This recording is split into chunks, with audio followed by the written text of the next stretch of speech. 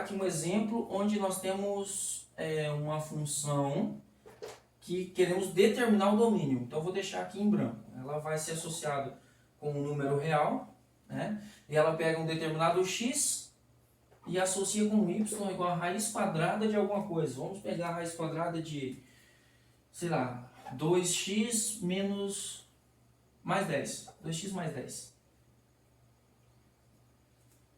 Que tipo de número a gente consegue calcular a raiz quadrada?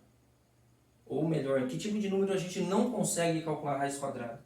São os números negativos, né? Por exemplo, se eu tiver lá a raiz quadrada de menos 1, quanto é? Talvez você pense, a raiz quadrada de menos 1 é 1. Não é, porque quando eu faço 1 vezes 1 dá mais 1, não dá menos 1. Aí de repente você fala, então é menos 1, né? Menos 1 também não é, porque menos 1 vezes menos 1 também dá mais 1. Menos vezes menos dá mais.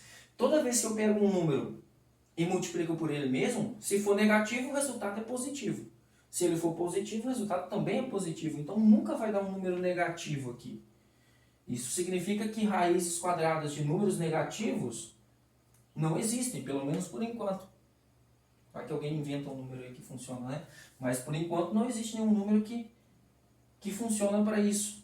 Significa que essa parte aqui, ó, essa expressão, ela não pode ter um valor negativo. Se não pode ser negativo, resta que opção? Se não pode ser negativo, então significa que pode ser zero, porque zero não é negativo. E também pode ser positivo, porque positivo não é negativo, né? Claro. Então significa que esta parte, o 2x mais 10, tem que ser um número que é maior que zero, os números positivos são maiores que zero, certo? Ou igual a zero. Essa expressão deve ser maior ou igual a zero, certo? E esses não são os números a serem eliminados, esses são os números que servem aqui, que funcionam. Números que são maiores ou iguais a zero tem raiz, por exemplo, raiz quadrada de 4 é 2, raiz quadrada de 9 é 3. Todos números maiores que zero possuem raiz. Ah, professor, mas então qual que é a raiz de 2? Não sei, mas existe. Ah, é 1,41? É 1,42? Não é exatamente isso. Essa é uma aproximação que às vezes a gente usa. Mas o número exato, ele é desconhecido. Mas existe. O fato da gente não conhecer não quer dizer que não exista, né?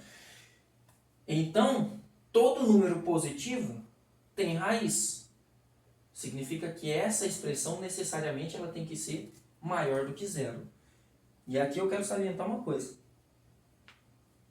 Eu acabei de dizer, esta expressão tem que ser maior que zero. Não é o número que eu vou substituir aqui no lugar do x. Porque, por exemplo, quando eu coloco x igual a menos 3 aqui, eu vou ter 2 vezes menos 3, que dá menos 6, somado com 10 vai dar 4. 4 positivo. E 4 positivo tem raiz. Eu coloquei um número negativo, mas o resultado foi positivo. Isso é que importa, né? Então, como é que eu vou descobrir quais são os números que fazem isso daqui, essa expressão ser maior que zero? Ora, é só resolver a equação. O 10 que está positivo, ele passa negativo. Então, 2x é maior ou igual a menos 10. O 2 que está multiplicando passa dividindo. Fica menos 10 dividido por 2. X maior ou igual a menos 5. Todo número que for maior ou igual a menos 5, quando eu colocar aqui, vai dar um número positivo, ou zero, aqui dentro da raiz, e eu vou poder calcular a raiz dele. Então, o domínio dessa função é isso daqui, ó, x maior ou igual a zero. Você pode colocar isso na linguagem de intervalos. Então, você tem aqui, ó, como é maior ou igual, vai ser fechado em menos 5, né? E para o maior não tem infinito, não tem limite, então vai até infinito. Né? De menos 5 até infinito é o conjunto domínio e o contradomínio. Nesse caso aqui, nós temos que fazer uma observação. Lembre que se a pergunta for qual é o domínio da função, então essa é a resposta, o domínio é esse. Mas se pedir também o contradomínio, você tem que dar uma analisada, porque aqui, quando eu coloquei o número menos 3, fiz 2 vezes menos 3 deu menos 6, mais 10 deu 4. Qual que é a raiz quadrada de 4? Ah, é 2? Sim, 2 é uma das raízes de 4. Mas o menos 2 também é. E aí eu tenho que tomar esse cuidado, porque quando eu coloco menos 3 ali, então vai dar mais 2 ou menos 2. Tem duas possibilidades de resultado aí.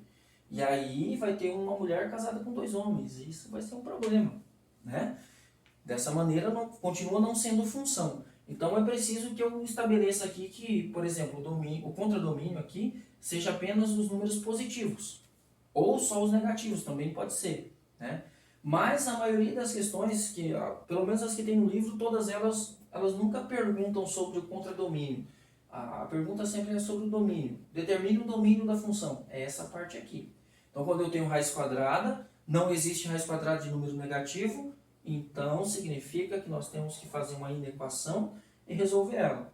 E essa inequação vai ser sempre maior ou igual a zero aqui.